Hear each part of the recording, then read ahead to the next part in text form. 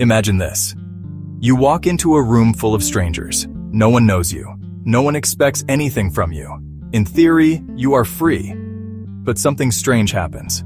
A voice in your mind begins to speak. They're probably judging you. Don't say anything stupid. Make sure you look confident. You haven't spoken.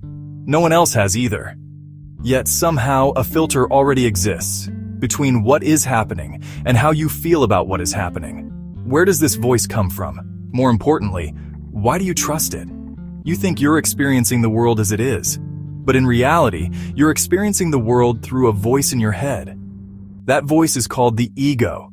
And what if the ego doesn't just interpret reality, but actively creates it? You were not born with an ego. As a baby, you didn't think about who you were. You simply experienced. No identity, no self-image. But the world doesn't leave that untouched. Be a good boy. Make us proud. Don't cry in public. From these lessons, something begins to form. A structure, a survival strategy, a mental filter that says, if I do this, I will be safe. If I become that, I will be loved. This structure becomes the ego. Carl Jung described it as the center of consciousness, a necessary construction to navigate the social world. But he also warned, it's not the whole self.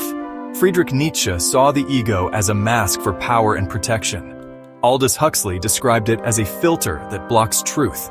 Viktor Frankl saw it stripped bare in the harshest conditions, revealing that identity is a choice, not a destiny.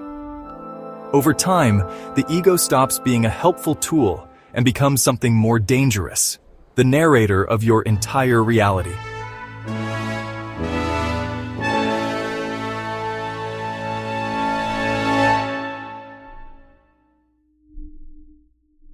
Most people believe they are experiencing life as it is, but what they're really experiencing is life filtered through the ego.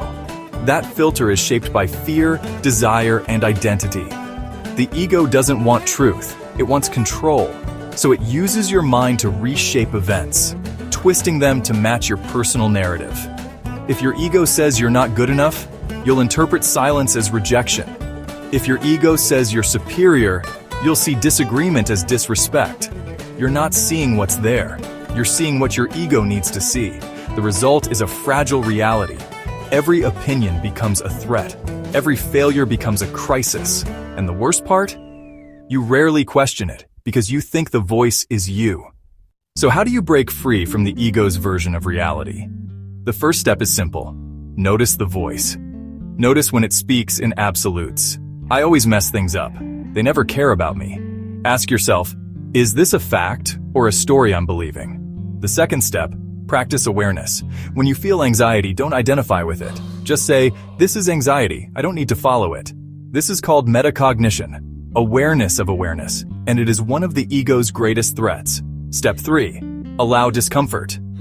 The ego avoids shame, failure, and rejection. But when you embrace these with openness, the ego loses its control. You begin to act from something deeper, not performance, not defense, but clarity. This is the path of real freedom, not from the world, but from the ego's grip on the world, not control over everything, but peace with what is. The final realization is this: you are not the voice in your head. You are the one hearing it. The ego is a story, but you are not the story. You are the space it appears in. You are the awareness that sees it, but is not limited by it. When you understand this, the ego doesn't disappear, but it stops controlling you. You no longer need to win every argument, impress every person, or fix every flaw. You just need to be aware. And from that awareness, life becomes lighter, clearer, simpler. So the question is no longer, who am I? The question is, what am I when I stop trying to be anyone? That is the space beyond the ego. And that space is freedom.